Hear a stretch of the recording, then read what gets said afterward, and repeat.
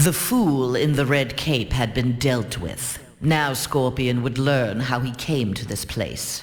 Heretofore, only the sorcerer Quan Chi or the fallen elder god Shinnok could have summoned him.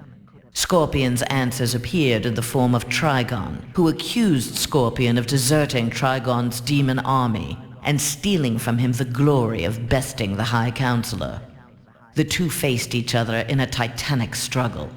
Scorpion emerged the victor and assumed control of Trigon's invasion force. Soon this strange new land would be his to rule.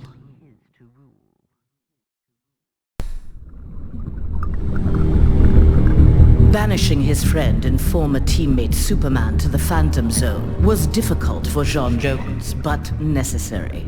As the One Earth regime had formed, Jean, ever the outsider, had chosen to watch from a distance to bide his time. He assumed the form of an Atlantean and served as royal archivist. Aquaman little suspected that his trusted subject's uncanny ability to gather news of the surface world was the result of telepathic powers.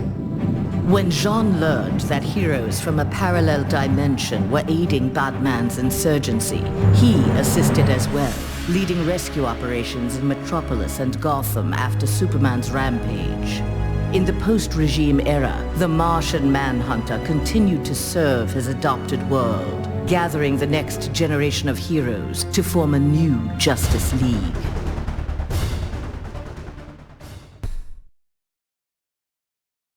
Free of the Phantom Zone at last, Zod's first order of business, Superman's defeat, had been accomplished. Now his revenge could be fully realized.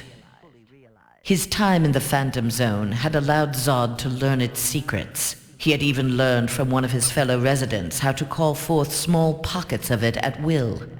After introducing Superman to its mind-numbing emptiness, Zod claimed the High Counselorship and began to rebuild Earth in the image of mighty Krypton.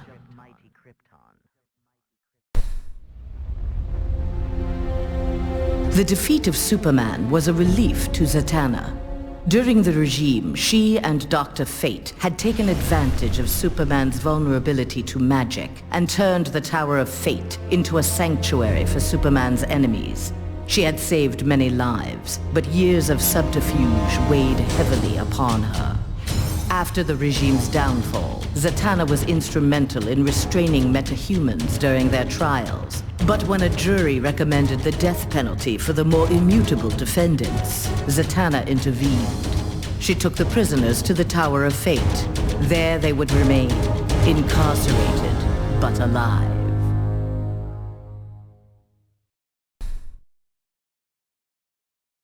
There was no shortage of vendettas during Superman's reign, and no shortage of bounties for Lobo to collect. He became one of the richest men in the universe by assassinating those who ran afoul of the High Counselor. Lobo's already massive ego inflated along with his rising wealth. Lobo searched for an assignment worthy of his abilities. With so many super-powered beings already dead at his hand, however, bounties were scarce. Lobo decided to use his wealth to create his own ultimate contract.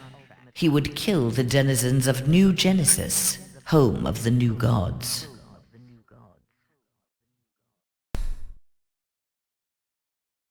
Not all heroes were destroyed by Superman. Some were actually created by him.